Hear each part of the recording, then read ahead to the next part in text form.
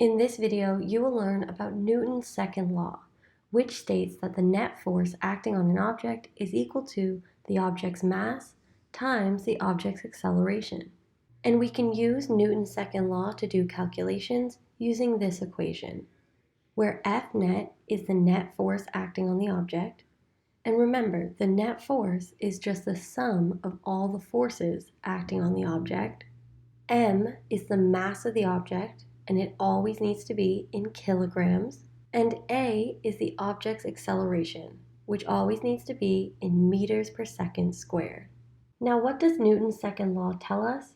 Well, it tells us that the net force acting on an object is what causes the object to accelerate. And looking at the equation, we can see that if the acceleration is equal to 0, then the net force is going to be equal to 0. Well, when does the acceleration equal 0? When the object is not moving, or when the object is moving with a constant velocity.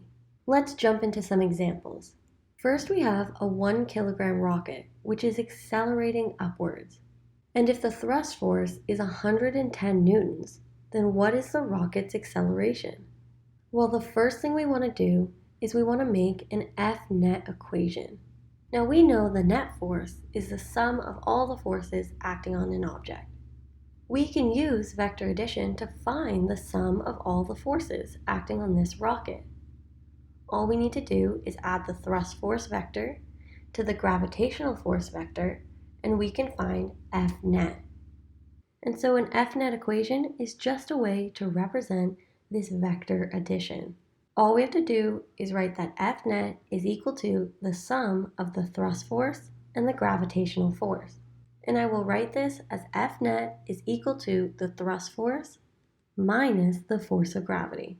The force of gravity gets a negative sign because it is a vector that points down. The thrust force is positive because it's a vector that points up. And when doing vector addition, you need to make sure you maintain the correct direction of the force vectors. And so now that we have our F net equation, we're ready to start plugging in some of our values.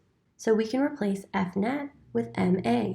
We also know the thrust force is 110 newtons.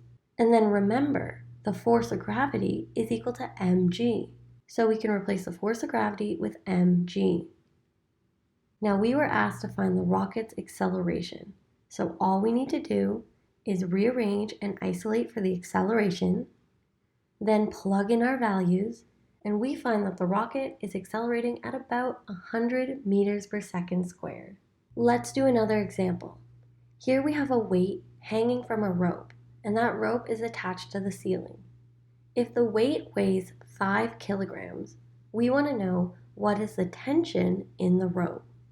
Now the first thing you want to do is make an F net equation, which would be the sum of all the forces acting on this weight. So we would write F net is equal to the tension force minus the force of gravity. And remember, the force of gravity is negative because it's a vector that points down, whereas the tension is positive because it's a vector that points up. Now in order to solve this question, you have to recognize that the weight is not moving. And if an object is not moving, then the net force acting on the object is 0.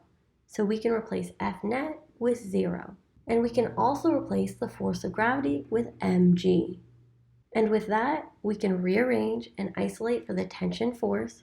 And after we plug in our values for the mass and the acceleration due to gravity, we find that the tension force is equal to 49 newtons. And with that, let's summarize what we learned. We learned that Newton's second law says that the net force acting on an object is equal to the object's mass times the object's acceleration.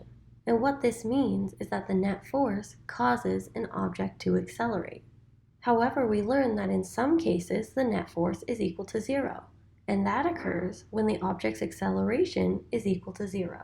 And the object's acceleration can be equal to 0 when the object is not moving, or the object is moving with a constant velocity.